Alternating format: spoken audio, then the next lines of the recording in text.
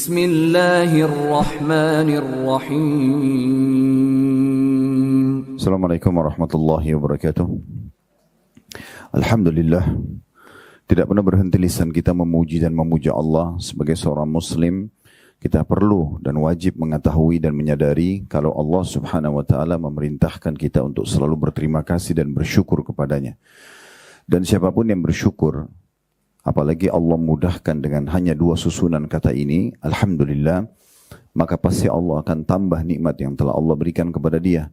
Kesehatan, keturunan, pasangan hidup, apa saja yang Allah berikan, makanan, minuman, oksigen, dan apapun yang kita butuhkan di muka bumi ini, akan dipenuhi dan juga di akhirat kita akan diberikan balasan yang sempurna karena orang-orang yang bersyukur mendapatkan derajat-derajat yang tinggi di surga.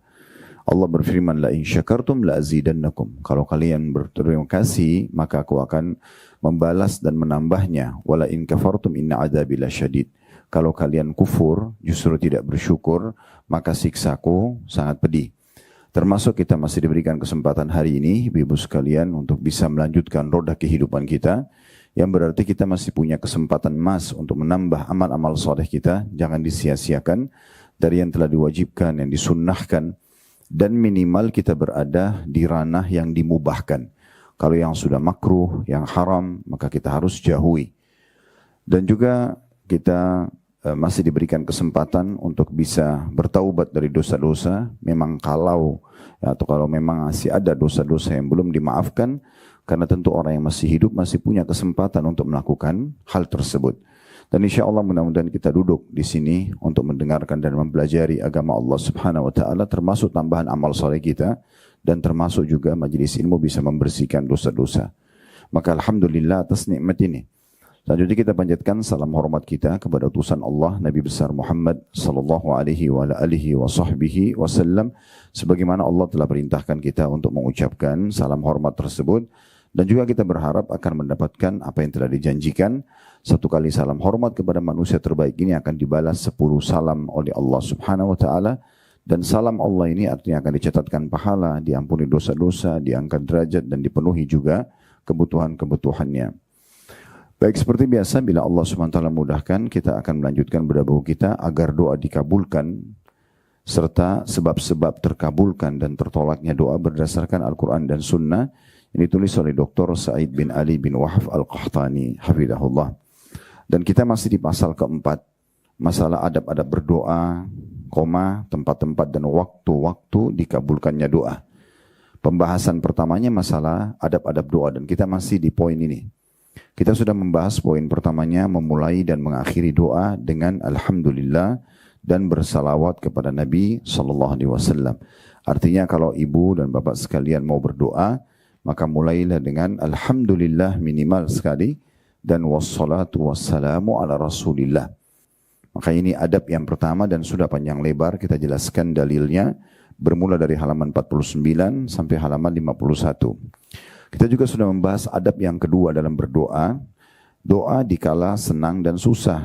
Artinya jangan kita berdoa kalau ada musibah saja, tapi bagaimana justru kita memperbanyak doa di saat kita sedang lapang. Kayak sekarang misalnya badannya lagi sehat, Allah lagi berikan rezeki, ya kita bisa punya makanan, minuman, tempat tinggal, segala macam hal yang kita mungkin sulit sekali untuk merincikan satu persatu. Sebagaimana Allah berfirman, wa in ta'uddu ni'matallahi la tuhsuha. Kalau kalian ingin menghitung-hitung nikmat Allah, kalian tidak akan pernah mampu. Maka ini nikmat-nikmat yang harusnya di saat nikmat itu kita banyak berdoa. Karena justru puncak-puncaknya kita sedang diberikan nikmat, maka di saat itu kita gunakan di atas ketaatan kepada Allah subhanahu wa ta'ala. Kata Ibnu Qayyim rahimahullah, termasuk syukur yang terbaik adalah kalau seseorang menggunakan nikmat yang sudah Allah berikan, itu di atas ketaatan kepadanya. Dan tidak pantas seseorang yang sedang Allah berikan nikmat melimpah lalu digunakan untuk maksiat kepadanya. Oleh karena itu ini termasuk syukur kepada Allah subhanahu wa ta'ala. Dan di sini ada hadis yang sudah kita baca tempo hari ya, di halaman 51. Saya perlu ingatkan kembali kata Nabi SAW, man sarrahu an yastajiballahu lahu inda syada'ili wal kurab falyukthir ad-du'a fir rakha.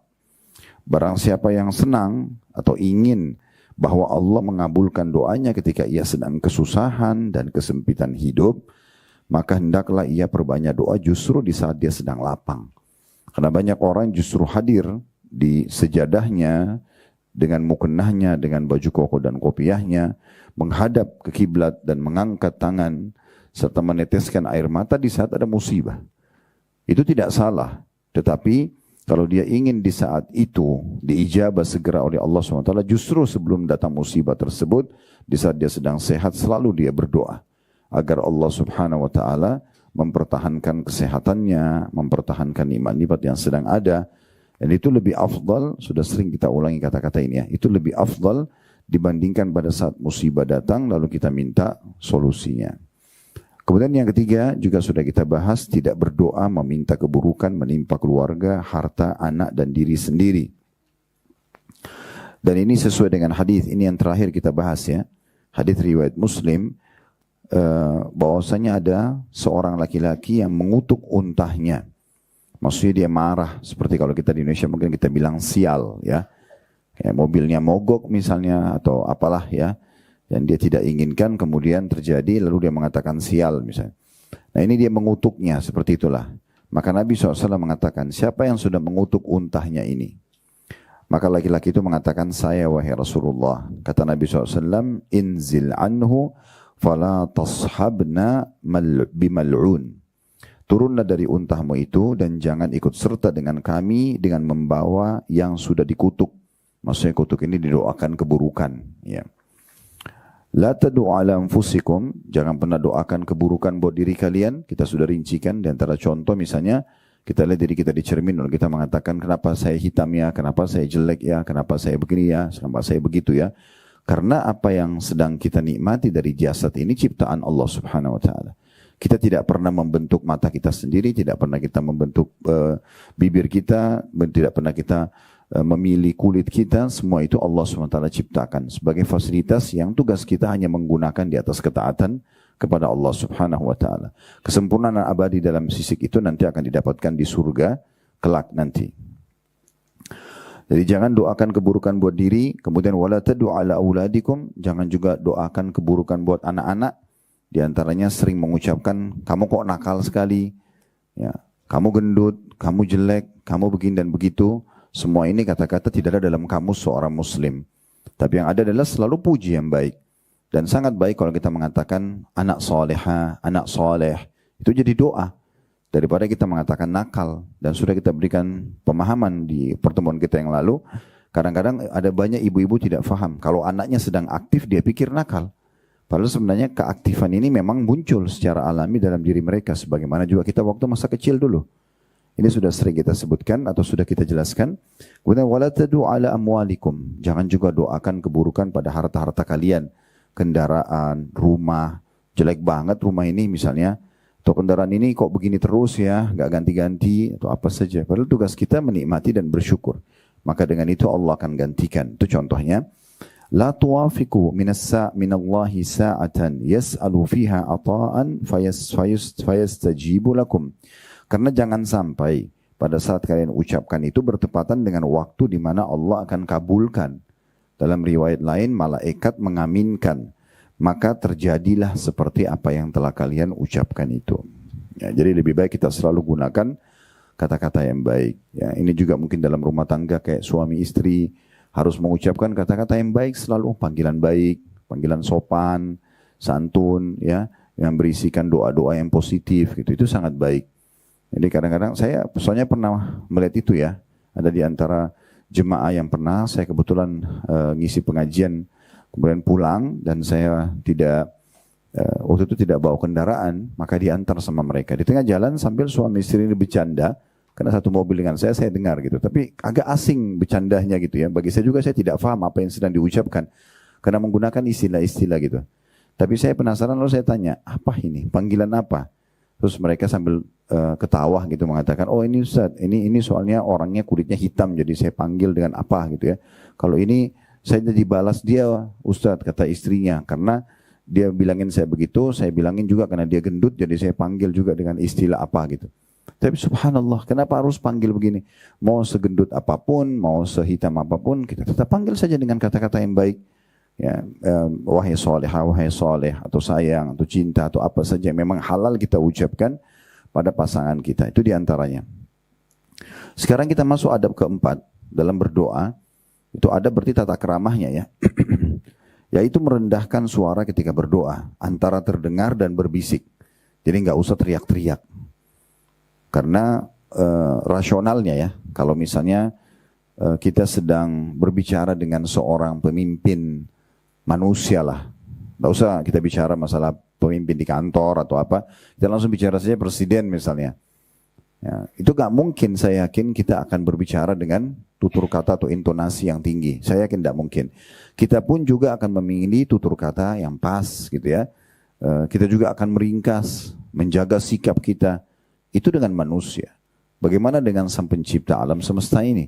Allah subhanahu wa ta'ala, raja yang sebenarnya, dan dia yang abadi selamanya gitu kan. Zat yang maha kuat, maha perkasa, maha kuasa. Dia memberikan rezeki, dia menghidupkan dan mematikan, menggantikan siang dan malam. Dan banyak sekali sifat-sifat Allah yang maha sempurna. Harusnya kita menjaga adab itu. Jadi cukup antara kita sama diri kita saja. Maksudnya kita berbicara tidak juga dalam hati, tidak juga teriak. Berada di antara keduanya. Misalnya kita berdoa, alhamdulillah, wassalatu wassalamu ala rasulillah, Rabbana atina fid dunya hasanah, wa fil akhirati hasanah, wa qina adzabannar. Sambil kita renungi doa yang kita ucapkan. Kalau Bapak Ibu lebih merasa tenang dengan membaca bahasa Indonesia, boleh saja. Tidak masalah. Kita boleh berdoa dalam bahasa kita. Yang penting jangan pernah sia-siakan kesempatan untuk berdoa. Ada poin saya ingin ingatkan kembali. Sebenarnya hampir semua keadaan bisa kita jadikan doa kita. Kalau masih ingat kemarin saya bilang, kalau Bapak Ibu sedang melewati sebuah tempat, yang tempat itu mungkin bagi kita susah sekali untuk mendapat peluang untuk melakukan hal yang sama. Contoh, kita lewat Masjid Istiqlal misalnya. Istiqlal yang bangun pemerintah. Kita mungkin jauh untuk bisa jadi pemerintah, ataupun kalau kita jadi presiden satu waktu misal. Kita juga nggak mungkin lagi membongkar dan mengembalikan sejarahnya Istiqlal untuk kita yang bangun. Gitu kan? Artinya itu sudah terbangun.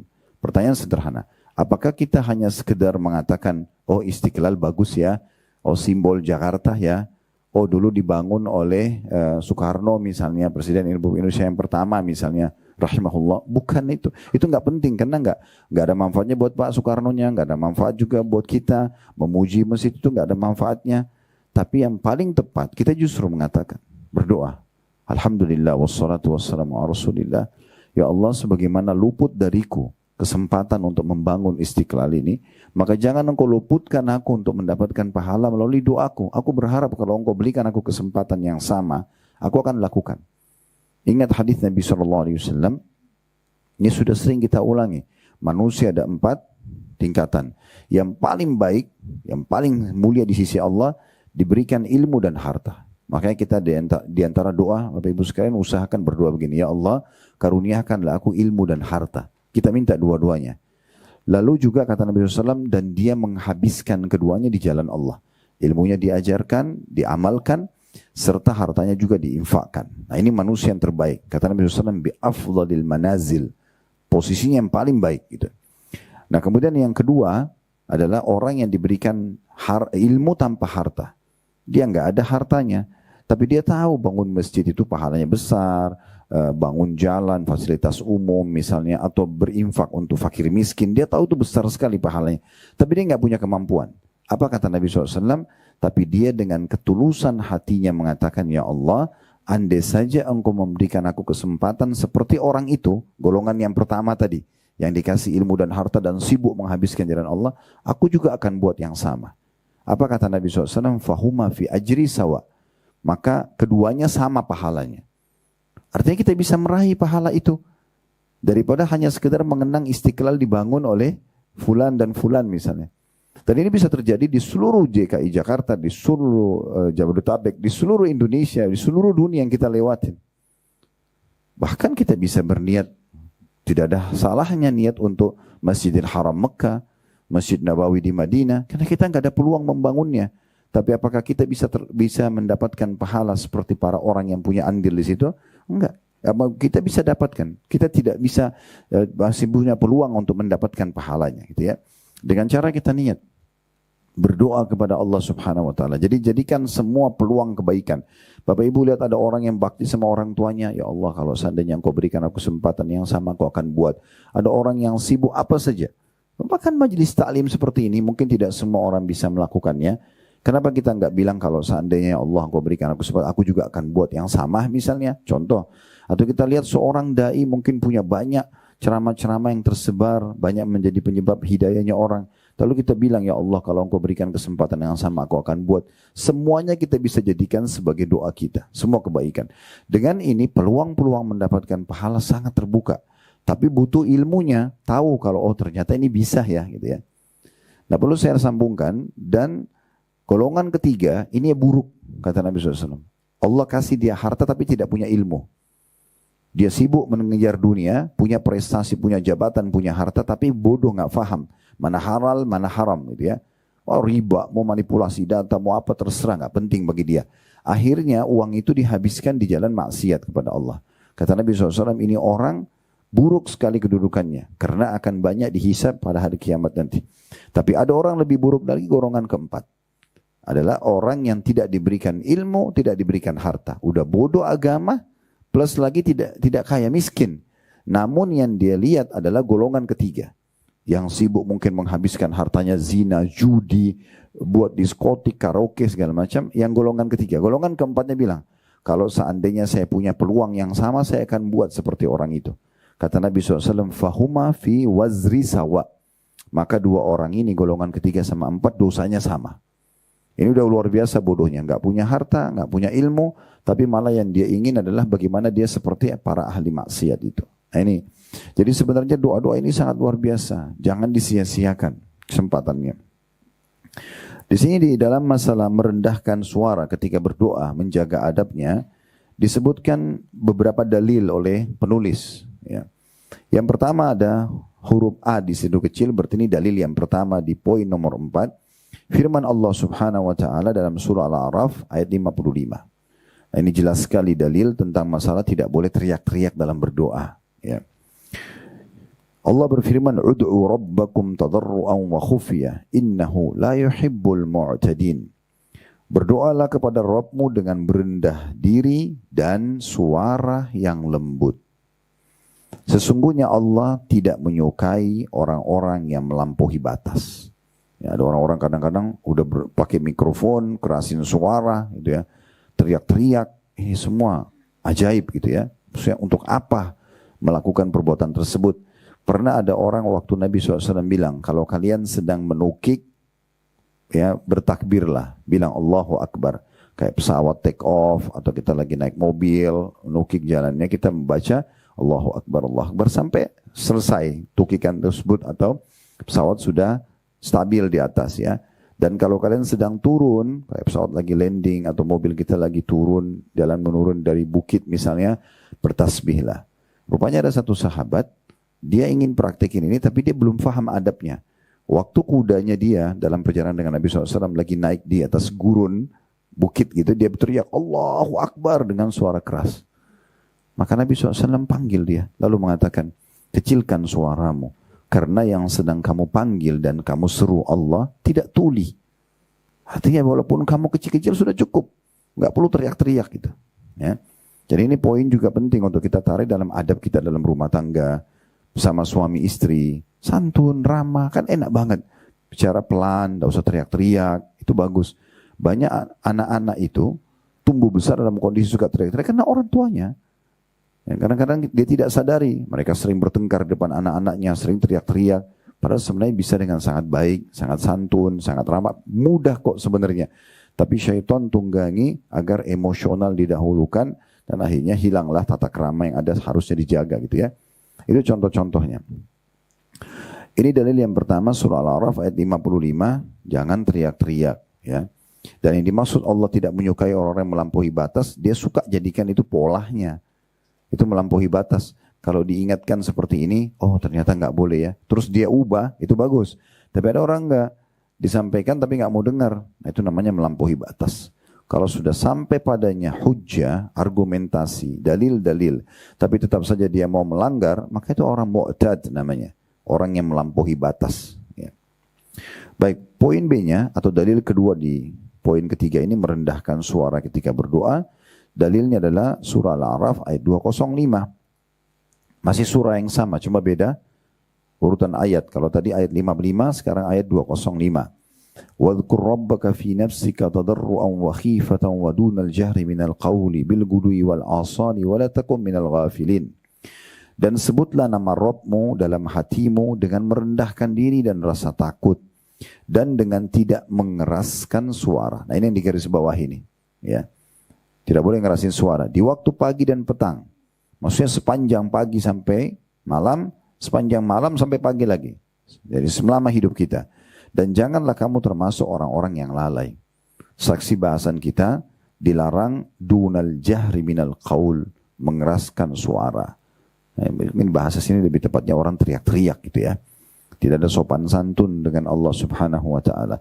Dan ini sebenarnya bermula juga dari kita. Tadi ya, kalau kita biasakan selalu bicara santun, ramah, itu maka akan terbawa. Dengan manusia akan terbawa, ya. Bagaimana kita mengucapkan itu kepada Sang Pencipta Allah Subhanahu wa taala.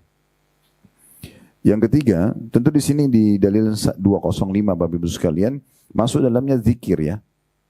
Karena sebut nama Tuhanmu, berdoa boleh, berzikir boleh, termasuk zikir. Tenang-tenang saja, subhanallah, subhanallah, dengan tenang. Kita yang dengar, ya, dikecilkan suara dan tidak usah teriak-teriak. Dan tidak usah juga mengganggu orang di sekitar kita. Kadang-kadang kita masuk di sebuah masjid, kita terganggu sekali mau zikir, tapi kita kayak dipaksa ikuti zikirnya mereka. Padahal sebenarnya orang bebas, habis sholat bisa baca subhanallah dulu, bisa baca ayat kursi dulu, bisa baca al-ikhlas dulu, bebas-bebas saja sebenarnya. Tapi karena menggunakan pengeras suara seakan-akan harus ikutin, jadi kerepotan. Semua orang jadi harus ikut.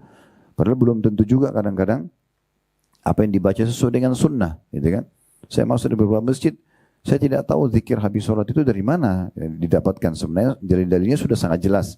Zikirnya bukan salah, tapi ditarik selepas sholat langsung dibaca, itu sebenarnya tidak pernah ada tuntunannya. Misal, contoh, ya, ini juga masuk dalamnya.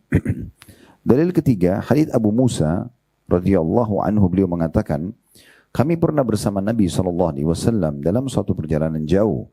Lalu orang-orang ada yang berteriak bertakbir. Maka Rasulullah SAW bersabda, irba'u ala anfusikum, innakum la tad'una asam wala ghaiba, innakum tad'una sami'an qariban wa huwa ma'akum.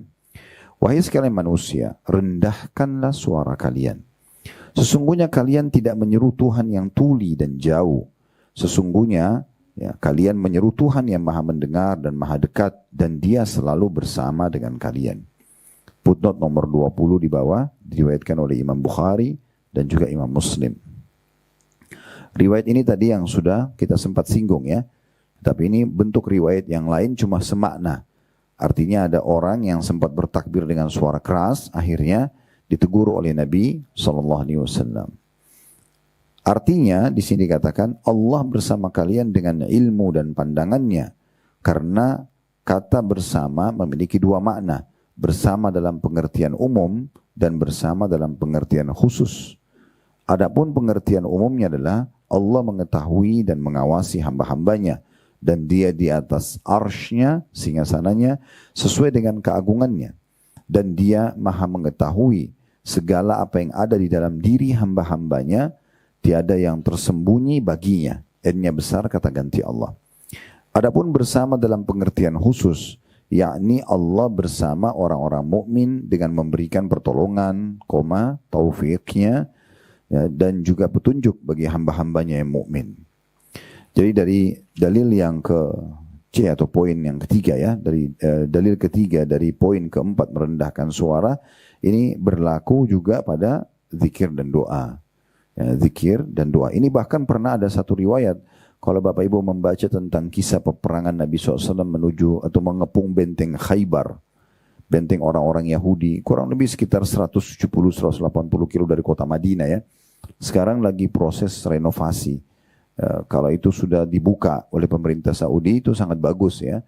Itu boleh kita datang ke sana untuk melihat ada 9 benteng Yahudi yang pernah dikepung oleh Nabi SAW. Kami pun di travel yang Allah amanahkan di Uhud Tour ini, kami pernah bawa jemaah ke sana, dan memang kebetulan judulnya Umroh Sirah Nabawi. Jadi kita keliling ke lokasi-lokasi peperangan dan kita memang langsung, saya berdiri dekat benteng-benteng itu bersama jemaah dan menceritakan tentang kisah ya peperangan yang terjadi. Karena perang Khaybar ini termasuk perang yang sangat penting untuk diketahui kisahnya selain perang Badar, selain perang Uhud dan seterusnya. Tapi pada saat itu, waktu para sahabat melihat benteng Khaybar, mereka dan melihat beberapa orang Yahudi yang sempat mengembalakan kambingnya di luar benteng, kemudian mereka lihat pasukan muslimin, mereka melarikan diri, maka para sahabat teriak dengan suara keras, Allahu Akbar, suara keras sekali. Ini di medan perang, maksudnya di lokasi musuh, memang harusnya kita nakut-nakutin musuh. Tapi Nabi SAW tetap mengatakan hal yang sama. Jangan kalian berteriak-teriak, gitu kan. Bahkan Nabi SAW mengatakan, jangan kalian berharap bertemu musuh. Berharaplah kalau musuh dengar kalian takut, mereka pergi. Atau mereka menyerah. Tetapi kalau musuh itu melawan, maka kokohkan kaki kalian. Lalu Nabi SAW juga mengingatkan tentang masalah jangan kalian teriak-teriak karena yang sedang kalian seru Allah Subhanahu Wa Taala tidak tuli. Ya. Kita boleh menyemangati diri kita tapi jangan berlebih-lebihan. Nah seperti itulah. Kita masuk adab kelima, masalah merendahkan dan menghinakan diri kepada Allah ketika berdoa. Merasa butuh. Ya mungkin rasionalnya, kalau Bapak Ibu butuh, misal orang mau pinjam uang dari seseorang. Anaknya sakit misalnya. Seperti apa kira-kira? Seperti apa orang ini meyakinkan pemilik uang agar bisa meminjamkan buat dia? Contoh misal. Saya yakin mungkin dia akan datang, merengek, menangis, mungkin juga melihat ini, memperlihatkan anaknya ini loh, anak saya benar-benar sakit, misal contoh gitu ya. Atau mungkin seseorang ingin dinaikkan jabatannya di perusahaan, atau ingin diterima untuk masuk di sebuah perusahaan. Bagaimana dia caranya melamarkan diri atau memohon permohonan tersebut? Kalau seandainya ada, anggap kita semua ini bekerja di satu perusahaan. Ini sebagai contoh saja. Mohon maaf, tanpa mengurangi penghormatan buat Bapak Ibu. Saya yakin mungkin Anda lebih dari itu. Tapi kalau misalnya kita kerja di satu perusahaan dan kita berharap agar naik jabatan kita atau bertambah payroll kita misalnya, gaji. Lalu kita mengajukan sebuah permohonan. Kita ajukan ke dirutnya misalnya. Contoh, kalaupun kita bisa linknya langsung ke dirut ya. Biasanya melalui HRD atau mungkin ada peraturan di perusahaan masing-masing. Intinya, kita mengajukan permohonan. Seperti apa kita menulis permohonan itu? Apakah kita tulis, naikkan gaji saya? Kalau tidak saya keluar misalnya. Mungkin segera dikeluarkan. Tapi pasti kita kepada yang terhormat, dirut perusahaan, bapak siapa gitu di tempat gitu ya. Assalamualaikum misalnya saya sudah bekerja mengabdi ke perusahaan kurang lebih 3 tahun. Apakah bisa ada naikkan gaji atau apa saja gitu ya. Dengan menunjukkan misalnya bukti-bukti prestasinya misalnya contoh. Dan atas perhatiannya terima kasih misalnya contoh begitu aja permohonan. Mungkin ada yang lebih santun lagi, mungkin lebih panjang lagi bahasanya itu pasti begitu, saya yakin ya. Itu poin. Poin yang lain juga pada saat sudah diajukan dan masuk ke meja dirut, saya yakin tidak mungkin sebagai staf kita menggebrak-gebrak pintunya dirut tersebut. Ayo mana permohonan saya kemarin? Atau kita marah-marah. Masa saya sudah ngajukan seminggu belum dikasih? Atau saya ajukan sebulan belum dikasih? Saya yakin kita sepakat, kalaupun kita mau bertanya, kita akan bertanya dengan bahasa-bahasa yang santun. Kita tidak akan tergesa-gesa, kita akan coba pelan-pelan nanyakan, mungkin melalui HRD-nya, kita mengatakan bagaimana kemarin permohonan saya misalnya, apakah sudah ada respon. Kalau misalnya pun dikatakan belum ada, mungkin tunggu saja. Saya yakin kita akan sabar nunggu. Ini rasional dulu ya, contoh rasionalnya. Kalau dengan manusia kita bisa seperti itu, kenapa dengan Allah SWT kita nggak bisa? Kenapa kita nggak merendahkan diri kita? Menunjukkan kebutuhan kita. Dalam doa, adab doa poin kelima ini, makin kita merendahkan diri di hadapan Allah, makin menunjukkan kita membutuhkan, maka berarti makin dekat dengan diijabah, gitu ya. Karena Allah melihat kita butuh padanya, dan Allah mau memang kita menunjukkan kebutuhan kita. Nah, itulah sebabnya juga disyariatkan doa. Di sini penulis mengatakan, menjelaskan ad-dora'ah dalam bahasa Arab artinya merendahkan diri. Menundukkan diri dengan memohon. Disebutkan dalam bahasa Arab yadra, dara'a atau maaf dimulai dari dara'a, yadra'u, dara'a yaitu menundukkan diri dan merendahkan diri. Yang artinya memohon. Ini diantara adabnya. Dalilnya ada 3 dalil juga A, B dan C.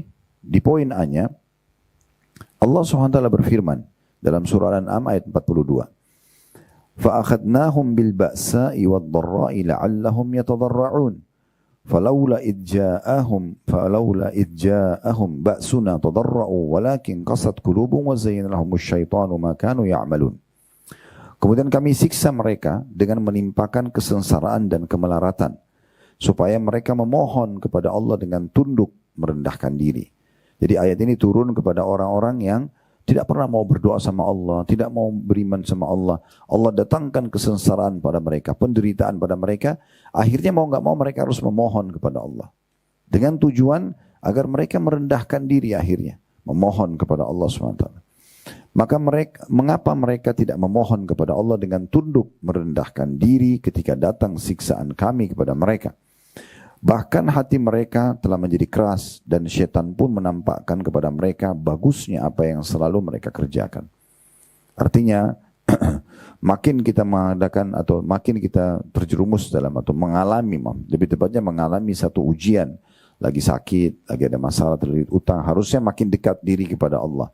Makin kita merendah diri kepada Allah SWT. Bukan malah larinya makin menambah dosa, maksiat sehingga akhirnya keliru gitu ya. Ada orang makin ada masalah, makin mabuk, makin kemana-mana gitu ya, makin melakukan perbuatan-perbuatan haram.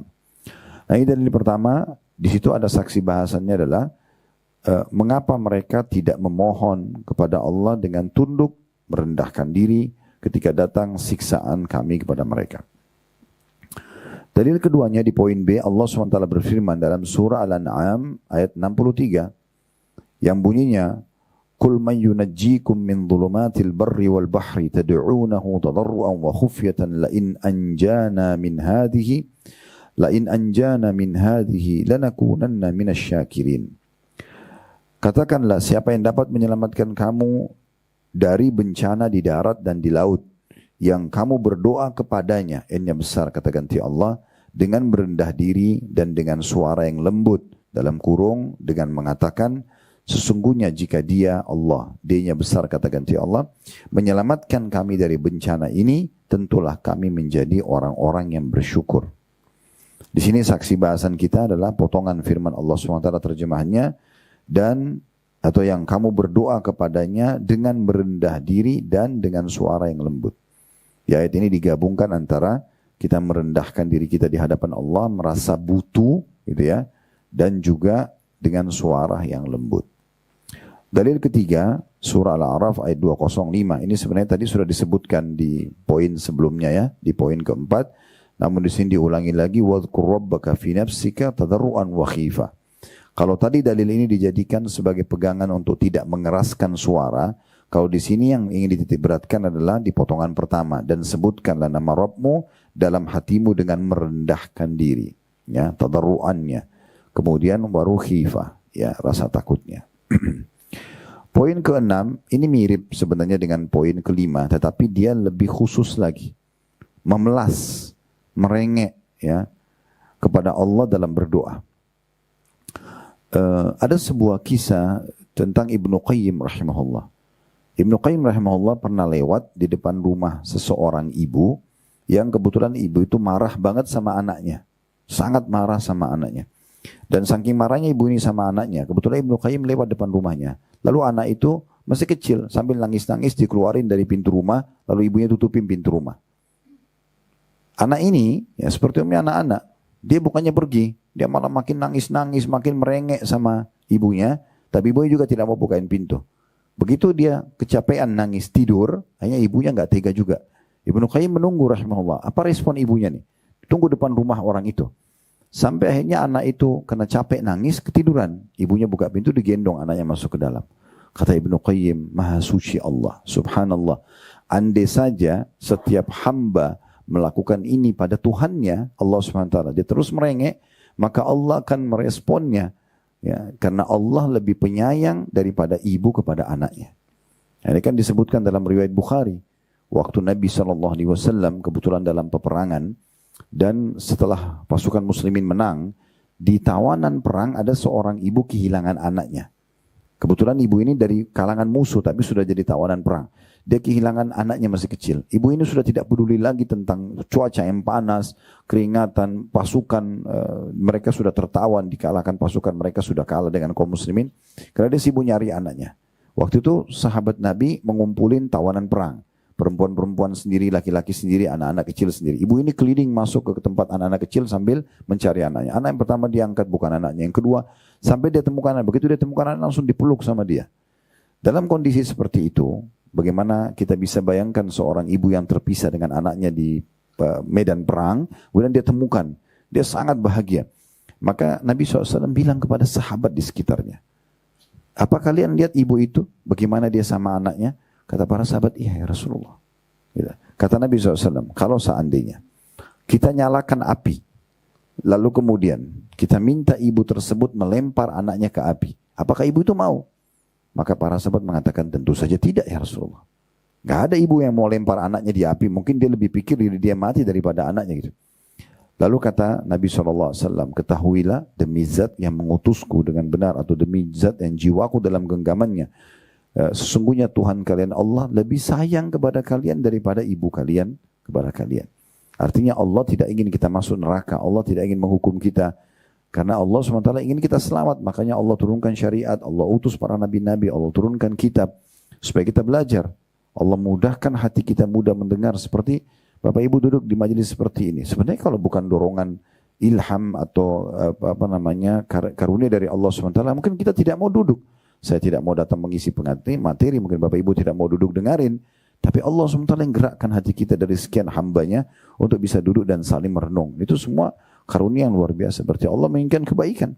Ya, kalau Allah tidak inginkan kebaikan, bisa saja Allah membuat hati kita lalai.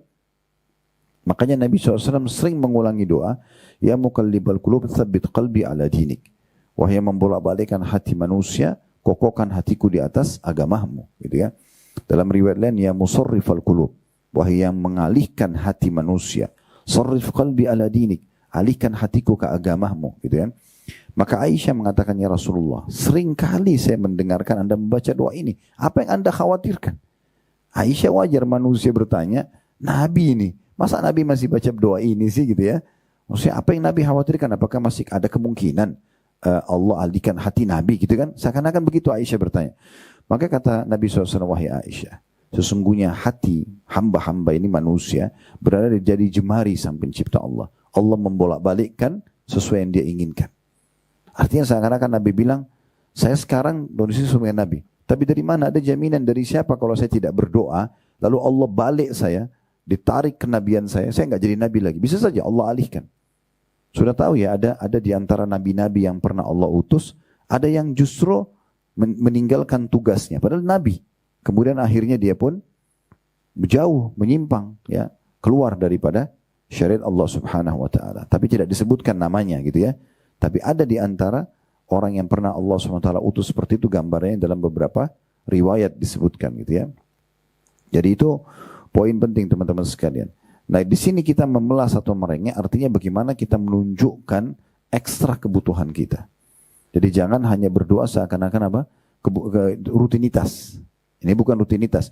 Ibu dan bapak baca Rabbana atina fid dunya hasanah. Ya, artinya ya Allah, berikan aku semua yang terbaik di dunia. Maksud dalamnya makanan terbaik, minuman terbaik, pakaian terbaik, pasangan hidup terbaik, anak-anak terbaik, rezeki terbaik. Itu namanya hasanah. Kalau kita bilang Rabbana atina fid dunya hasanah, itu maknanya berikan aku yang terbaik di dunia. Semua yang terbaik kasih di dunia.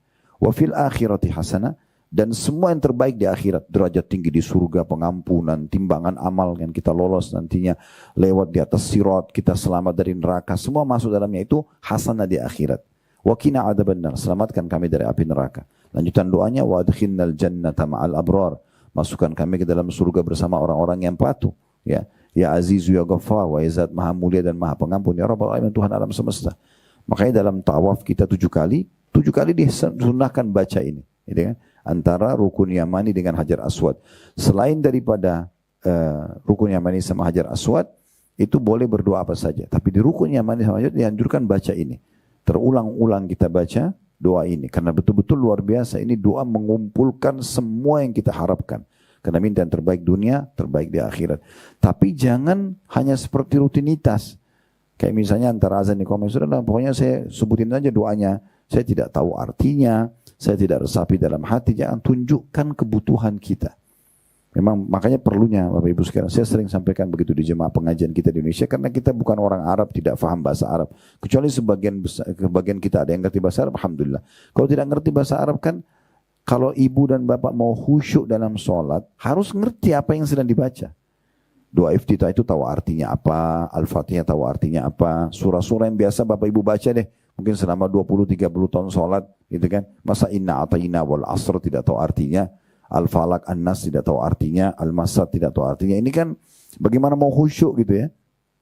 Contohnya, begitu juga dengan semua ucapan ya dalam sholat, seperti takbir Allahu Akbar, seperti sami Allah liman hamidah, ya, seperti kenapa kita salam pada saat tutup sholat, assalamualaikum ke kanan dan ke kiri, kan gitu. Itu semua perlu. Begitu juga dengan doa-doanya, doa ruku, doa i'tidal, doa sujud, doa-doa dan yang dibaca sebelum salam di tahiyat atau doa di antara duduk di antara dua salam.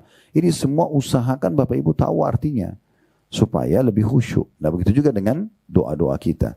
Begitu juga dengan zikir-zikir yang kita baca. Semua ini kita fahami maknanya. Itu akan memudahkan kita meresapinya, gitu ya. Dan kita menunjukkan kebutuhan kita untuk itu. Nah, di sini disebutkan sebenarnya dalam bahasa Arab ya, ilhah atau memelas ya.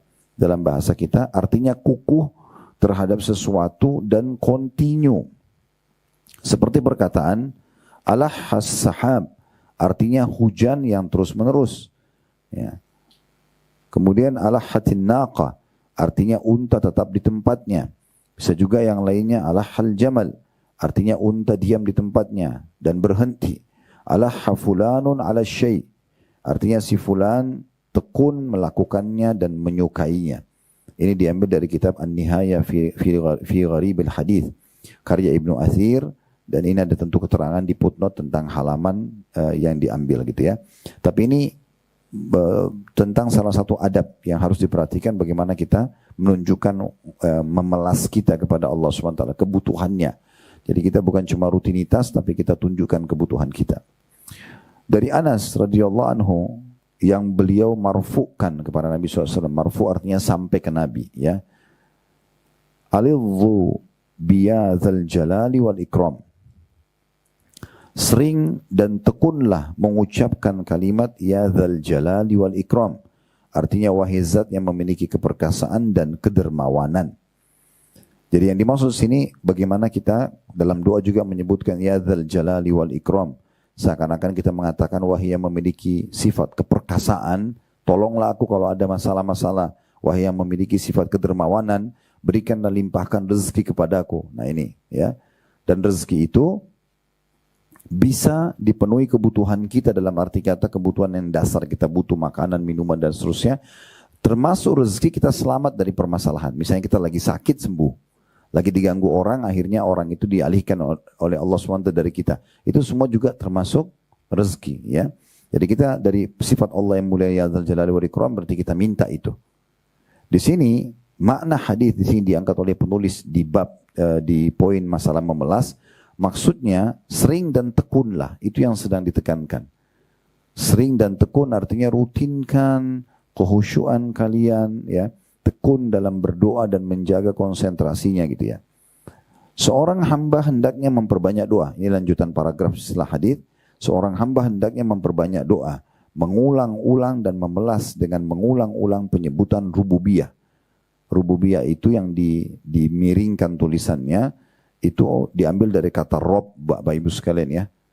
Artinya pengesahan Allah dari sisi penciptaan. Ya, jadi kalau kita bilang ya Rabbi, seperti misalnya juga kita baca dalam doa kita Rabbik firli ya, itu berarti wahai Tuhanku, penciptaku, yang menguasaiku, yang menghidupkan aku, yang mematikan aku, itu namanya Rabb. Jadi kalau kita bilang rububiyah, berarti kita mengakui ketuhanan Allah Subhanahu wa taala gitu ya. Bahwasanya dia pencipta, dia pengasih, dia segala macam. Kemudian uluhiyah di sebelahnya itu pengesahan Allah dari sisi ibadah. Nama dan sifat-sifat Allah juga. Jadi maksudnya kita perbanyak menyebut-nyebut itu ya. wahai zat yang menciptakan langit dan bumi, wahai zat yang menggantikan siang dan malam, wahai zat yang menurunkan hujan dari langit, wahai zat yang mengizinkan aku untuk mengucapkan doa ini dari lisan, wahai zat yang mengizinkan aku mengangkat kedua telapak tanganku ini, wahai zat yang sedang, atau kita sebutkan memberikan aku nikmat-nikmat ini. Bisa kita sebutkan nikmat kita dalam doa.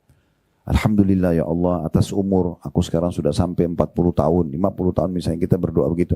Alhamdulillah yang telah memberikan aku pasangan si fulan, memberikan aku anak, memberikan aku ini. Kita menyebutkan semua itu pengakuan kalau Allah yang memberikan.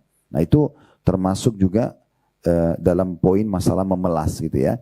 Karena kita menyebutkan semua kebaikan Allah SWT baru kita mohon gitu. Yang demikian itu kata penulis merupakan sebesar-besar peluang untuk dikabulkannya doa sebagaimana disebutkan Rasulullah sallallahu alaihi wasallam itu ya. Itu ada footnote nomor 74 di bawah ya. Disebutkan oleh Ibnu Rajab dalam kitab Jami' Ulum wal Hikam tentang masalah ini salah satu penyebab diterimanya doa. Kemudian diangkat dalil selanjutnya hadis yang masyhur riwayat Muslim, ar-rajulu yutilus safara ash'atha akbar yamuddu yadayhi ila sama' ya Rabbi, ya Rabbi. Ya. Seorang laki-laki dalam perjalanan jauh dengan rambut kusut berdebu, menengadahkan kedua tangannya ke langit, kemudian mengatakan wahai Robku, wahai Robku. Ya. Saksi bahasan kita adalah perkataan hai Robku, hai Robku. Ya, kita panggil wahai Tuhanku, wahai pencipta. Bisa juga gini ya, jangan selalu bayangkan doa itu berarti ibu-ibu harus pakai mukena, terus kemudian di sejadah saja. Atau bapak-bapak lagi pakai baju kopiah, pakai baju koko, lagi sholat misalnya. Enggak, di atas ranjang kita sebelum tidur. Coba lakukan ini ya. Saya kadang-kadang gitu duduk sebelum tidur malam, saya coba berbicara antara saya sama Tuhan saya. Gitu. Misalnya kita mengatakan, ya Allah, sungguhnya hari ini Engkau telah memberikan rezeki ini misalnya. Maka kuatkanlah iman dalam hati. Ya. Kita coba berbicara seperti kita sedang bicara dengan zat yang kita tahu hadir bersama kita. Berbicara gitu ya. Tapi antara kita sama Tuhan kita Allah SWT, kita kayak berkeluh kesah, kita kayak manja sama Tuhan kita yang seperti memelas. Ya Allah, Engkau telah memberikan aku semua nikmat ini, kita sebutin 1, 2, 3. Walaupun tidak harus suara kita keras, tadi sudah kita bilang ya.